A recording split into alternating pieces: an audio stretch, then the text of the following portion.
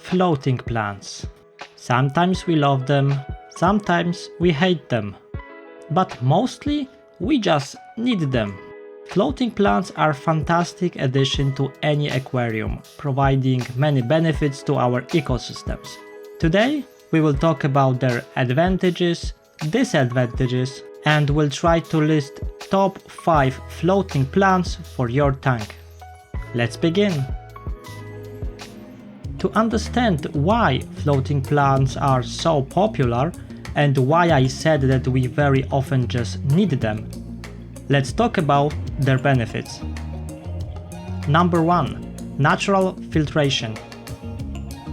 Floating plants act as living filters, absorbing harmful nitrates and phosphates.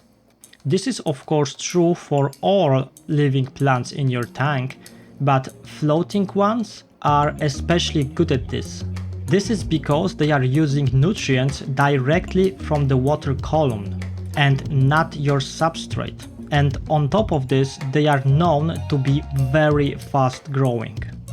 Number 2. Shade. Floating plants are very good at creating shade and reduce light intensity. So if you are struggling with proper light levels, they are a very good way of reducing it.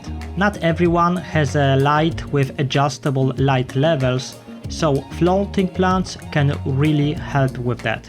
They also help to create shaded areas for the fish that like those, for example Corydoras, Apistos and many tetras. Number 3. Algae prevention. Probably the biggest benefit there is. By consuming nutrients directly from the water, floating plants can easily outcompete algae, preventing its excess growth. This is especially important in new setups when the tanks are not yet stable and cycled, which gives algae a big advantage. All plants that you are planting in the substrate need some time to adjust and develop strong roots. But this is not the case with floating plants, because they can start growing and using excess nutrients right from the start. Number 4. Protection. Floating plants provide excellent hiding spots for shy and young fish. This is very helpful in case of live bearers like platies or guppies. After they are born, they can immediately hide between the roots of floating plants and find some shelter. The same goes for shrimp. Number 5. Aesthetics. And finally, floating plants can really enhance the overall look of your tank. They create more natural environment, include more detail, and increase the variety of plants in your setup. And in many cases, floating plants themselves are really beautiful. Although floating plants have many advantages, they also come with few disadvantages. Number 1. Rapid growth. Some floating plants can grow rapidly, requiring regular maintenance to prevent them from overgrowing. Sometimes growth can be so fast that it creates big issues to the tank balance, like Number 2. Nutrient demand. Due to their fast growth, floating plants require lots of nutrients. And this is fine if you are fighting with algae. But this is not always the case. If your tank is stable and you have many stem plants, they might suffer from insufficient nutrients used by floating plants. In this case, you will need to introduce extra fertilization or regularly remove excess floating plants from the tank surface. Number 3. Light limitation. Sometimes advantage can become a problem. Although they create useful shade, floating plants can also significantly limit the amount of light reaching other plants that require higher light levels. So you have to be careful, because in extreme scenarios, your floating plants can damage the health of all the plants that are growing underneath them. Number 4. Blocking surface access. In densely planted aquariums, floating plants can block the gas exchange between the water and air, potentially even causing oxygen depletion in your tank. They also can make it difficult for your fish to reach food that is floating on the surface. So, as you can see, there are some problems with floating plants, but most of them are connected to one thing: overgrowing. Luckily, you can mitigate those problems by regular maintenance and by limiting the numbers of floating plants. And now that we understand the advantages and disadvantages, let's move to the list of my top 5 floating plants. I was able to get all 5 just for you, so I can show them to you today at the same time. Number 1. Amazon Frogbit. Amazon Frogbit is a useful and visually appealing floating plant with very long hanging roots. Because of its leaf size, it's known for providing a lot of shade and creating great hiding spots for fish fry. It grows very fast, and I would recommend it for new setups, as it really helps with algae growth reduction. Regarding requirements, it's quite easy plant to keep, and it's recommended for beginner fish keepers.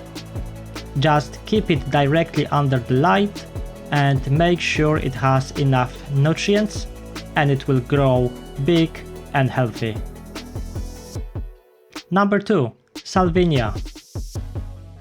Salvinia is an unique floating plant with small round leaves. It's also popular for its natural filtration properties, again preventing algae growth. It's quite hardy plant, suitable for beginners. The only drawback, in my opinion, is connected to its size. Because it's quite small, it's not always so easy to remove it from the tank once it spreads too much. In addition, it can easily get stuck underwater if you have strong water current or surface agitation. So keep that in mind, because if it stays underwater, it may rot. Number 3. Dwarf water lettuce. This one is one of the biggest plants on the list. It's a rosette-shaped plant with thick green leaves and big root system. It's mostly meant to be used in ponds, but you can definitely use it in aquariums. I would categorize it as medium difficulty because it does require a lot of nutrients and strong light, and that light should be switched on for longer period of time. So, for example, 7 hours of light might not be enough for this plant. Also, the top of it should be really dry. So just don't let the water from your filter get on top of it, because it can cause melting. Number 4. Red root floater. This one is a stunning floating plant with vibrant red roots. It's becoming very popular because of its unique and attractive appearance. This one is not yet colored up because I got it yesterday, but here you can find my other ones that look exactly like they should. It's little more demanding than the other plants, so I would categorize it as a bit difficult for beginners. If you want to make it red, there is few things to consider. First of all, as always, lots of nutrients. Second, very gentle flow, because those plants really don't like fast flowing water. It can very easily sink them under the surface and make them rot, exactly like in the case of Salvinia. And finally, very, very strong light.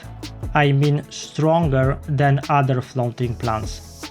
If you have this possibility, you should place it directly under your light. The stronger the light, the more vibrant the colors you'll get. Number 5. Water Sprite. This one is possibly the best floating plant for a beginner.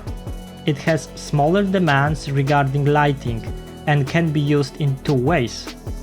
You can let it float on the surface, or you can plant it in the substrate.